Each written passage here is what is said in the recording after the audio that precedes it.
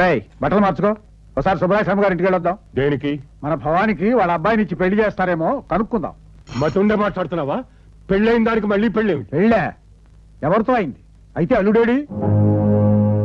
జరిగింది పెళ్ళే కాదన్నావు, వాడు కట్టింది తాళే కాదన్నావు. అటువంటప్పుడు ఇది మళ్ళీ పెళ్ళేలా అవుతుంది? జరిగింది పెళ్లి నొప్పుకో, లేదా దానికి మరో పెళ్లి చెయ్యి. ఇప్పటికే దానికి దిక్కుమాలని పెళ్లి చేసి ఊరంతా అల్లరిపాలయ్యాను. ఇప్పుడు దానికి రెండో పెళ్లి చేసి ఉన్న పరువు కాస్త పోగొట్టుకోమంటావా? ప్రాణం పోయినా సహిస్తాను గాని ఇంటి పరువు కుల గౌరవం పోతే మాత్రం భరించలేను. అందుకని పెళ్ళైన పిల్లని ఇంట్లో పెట్టుకుంటే నీ పరువు ప్రతిష్టలు పెరుగుతాయా? లేకపోతే ఆ కులహీనుడి ఇంటికి కాపురానికి పంపి వర్ణ సంకరం చేస్తే కుల ప్రతిష్ట నిలబడుతుందా? ఇప్పుడు మనం ఆలోచించాల్సింది బోడి వంశ ప్రతిష్ట కుల గౌరవం గురించి కాదు, భవాని జీవితం గురించి. అయినా నువ్వు చేసిన తప్పుకి అదెందుకు శిక్ష అనుభవించాలి? అతన్ని తీసుకొచ్చి ఇంట్లో పెట్టింది నువ్వు, వాడి మంచి చెడ్డలు కనుక్కోకుండా పెళ్లి చేసింది నువ్వు. తప్పు నువ్వు చేసి దాని జీవితం నాశనం చేస్తానంటావే? ఈ అగ్రహారం గౌరవం కాపాడడం కోసం ఏడ్చావు. అది ఇప్పుడు నీ కూతురు కాదు, చంద్రం భార్య. నేను చేసింది పెళ్లే కానప్పుడు వాడికి అది భార్య ఎలా అవుతుంది? ఇదేనా నువ్వు చదివిన శాస్త్రం? ఇదేనా నువ్వు చెప్పే ధర్మం? అవును. ఒక దేశానికి కీడొచ్చినప్పుడు ఒక ఊరిని, ఒక ఊరికి కీడొచ్చినప్పుడు ఒక కుటుంబాన్ని, ఒక కుటుంబానికి కీడొచ్చినప్పుడు ఒక మనిషిని వదులుకోవాలి. అలా అని దాని జీవితాన్ని నాశనం చేసే హక్కు నీకెక్కడ? ఈ అగ్రహారం పెట్టగా దాని తండ్రిగా నాకు ఆ హక్కు ఉంది. ఏమండి, జరిగిన తప్పుకి ఏదైనా పాప పరిహారం చేస్తే? పసుపు కుంకాలున్న విధవగా ఏడుస్తూ ఈ ఇంట్లో అది జీవించాలి. అది చూసి తండ్రిగా నేను, తల్లిగా నువ్వు కుమిలి కుమిలి ఏడవాలి. అదే దీనికి పాప పరిహారం. నువ్వెందుకమ్మా ఏడుస్తావు? ఇలాంటి మూర్ఖపు చేదస్తుండి కన్నందుకు నేనేడవాలమ్మా, నేనేడవాలి. జరిగిందని విచారిస్తున్నావా? లేదు, సంతోషిస్తున్నాను. ఆ రోజు తప్పకుండా వస్తుంది. ఏమిటి వచ్చేది గాడిది గుడ్డు? అసలు దీనికి అంతటికీ కారణం నువ్వు. ఆ రోజు నువ్వు నన్ను బ్రాహ్మణ వేషం వేసుకున్నానకపోతే నేను వేసుకునేవాడిని కాదు, ఆ ఇంటికి వెళ్లేవాడిని కాదు, భవాని నన్ను ప్రేమించేది కాదు, ఈ పెళ్లి జరిగేది కాదు. ఇప్పుడు ఏమైంది? ఇంకా ఏమవ్వాలి? చూసావా ఎంతమంది బాధపడుతున్నారు? పడాలి, ఇంకా ఇంకా పడాలి. పడి పడి కుళ్ళి కుళ్ళి ఏడవాలి. అందుకే కావాలని ఈ పెళ్లి చేశాను. దేనికి? పగ, కసి, బుద్ధి చెప్పాలని. ఎవరికి? పరమేశ్వర శాస్త్రికి. ఆయన ఏం చేశాడు? నా చెల్లెల్ని చంపేశాడు. ఏమిటి నువ్వు చెప్పేది? నిజం. తల్లి తండ్రి లేని నా చెల్లెల్ని గారాభంగా పెంచుకున్నాను. భవాని నీ ప్రేమలో పడ్డట్టే నా చెల్లెలు కూడా వేరే కులం వాడిని ప్రేమించింది. ఈ విషయం తెలుసుకుని పరమేశ్వర శాస్త్రి ఆ కుర్రాడితో పెళ్లి జరిగితే కులం నుంచి వెలేస్తానని, సంఘ బహిష్కరణ చేస్తానని భయపెట్టాడు. ఆ ప్రేమికుల్ని విడదీయొద్దని, నా చెల్లెలి పెళ్లి ఆపొద్దని కాళ్ళ మీద పడి బ్రతిమలాడాను. కానీ వినిపించుకోలేదు. గత్యంతరం లేక నా చెల్లెలికి వేరే సంబంధం చూశాను. ప్రేమించిన వాడిని కాదనలేక, వేరే వాడిని పెళ్లి చేసుకోలేక, లేచిపోయి నా పరువు తీయలేక కోనేట్లో పడి చచ్చిపోయిందయ్యా నా చెల్లెలు. అది ప్రేమించడం నేరమా, పాపమా? అది ఇంకో కులం వాడిని చేసుకుంటే వీళ్ళ కొంపలు కాలిపోతాయా, గుళ్ళు పేలిపోతాయా? అందుకే నా చెల్లెల్ని పొట్టలు పెట్టుకున్న ఈ కులాలంటే నాకు అసహ్యం వేసింది. వీళ్ళంతా మతం మత్తులో కులం కుళ్ళుతో మగ్గుతున్న మూర్ఖులు. వీళ్ళ వల్ల నా ఒక చెల్లెలే కాదండి, ఎంతో మంది చెల్లెళ్ళు బలవుతున్నారు. ఈ బలిదానం ఇంతటితో ఆగిపోవాలి. రాముడి గుళ్ళో క్రైస్తవులంతా నమాజ్ చేసుకునే రోజు రావాలి. ఆ మార్పు నీ వల్లే అవుతుంది. అందుకు నువ్వే సమర్థుడివి. నేను చేసింది తప్పు అయితే నన్ను క్షమించు చంద్రం. జోక్యం చేసుకుని మీ పెద్దరికాన్ని పాడు చేసుకోకండి. మీ కన్న తండ్రికి మీరిచ్చిన సమాధానమే నా కన్న తండ్రికి నేను ఇస్తున్నాను.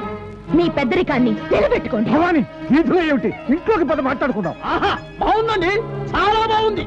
చూశారా అవధాని గారు? ఈయనేమో లోపలికి రా అంటాడు, ఆయనేమో ఇక్కడే ఆగు అంటాడు. తండ్రి కొడుకులు ఇద్దరు కలిసి ఎంత గొప్ప నాటకమాడుతున్నారో గమనించారా? ఇవాళ కూతుర్ని లోపలికి రానిస్తారు, రేపు అల్లుండి అయిందేదో అయిపోయింది, వచ్చాయి అంటారు. వచ్చే మనం చూస్తూ ఊరుకుంటాం. నువ్వు నేను అయితే చూస్తూ ఊరుకుంటావు. అగ్రహారం పెద్దలు ఎందుకు ఊరుకుంటారు? శిష్ట సాంప్రదాయమైన కుటుంబంలో దుష్ట సాంప్రదాయం మొదలైందన్నమాట. ఏమిటయ్యా దుష్ట సాంప్రదాయం? ఇష్టమైన మగాడి చేత తాళి కట్టించుకోవడం, ఆ తాళి కట్టిన భర్త దగ్గరికి వెళ్ళడం దుష్ట సాంప్రదాయమా? ఖచ్చితంగా. ఏమండి అవధాని గారు, మీరు చెప్పండి, ఈ భవానీ చేసిన పని రేపు మీ కూతురే చేస్తే మీరు ఊరుకుంటారా? చచ్చే ఊరుకోను. ఒకవేళ అదే జరిగితే అది చచ్చిందనుకుని దాన్ని నెత్తిన నీళ్లు కుమ్మరించి తిలోదకాలు వదులుతాను గాని కులాన్ని మాత్రం భ్రష్టు పట్టించను. రాజేశ్వరి, బిందెతో నీళ్లు తీసుకురా. చచ్చిపోయిన మన కూతురికి శవస్నానం చేయిద్దాం. మహేశ్వరి ఏమిటిది? తండ్రి వాడికి బుద్ధి లేదు, తల్లివి నీకైనా ఉండదు. వాడిని నీళ్లు తమ్మనగానే తేవడమేనా? క్షమించండి, భర్త ఆజ్ఞని పాటించడం భారీగా నా విధి. మీరేవి ఆలోచించకండి. ఎప్పుడైతే అది మీ మాట కాదని ఆ ఇంట్లో అడిగిపెట్టిందో అప్పుడే దానికి మనకి రుణం తీరిపోయింది. తీసుకోండి. ఆచారాన్ని, నా వంశ ప్రతిష్టని నాశనం చేసిన నా కూతురు ఈ క్షణం నుంచి చచ్చిపోయింది.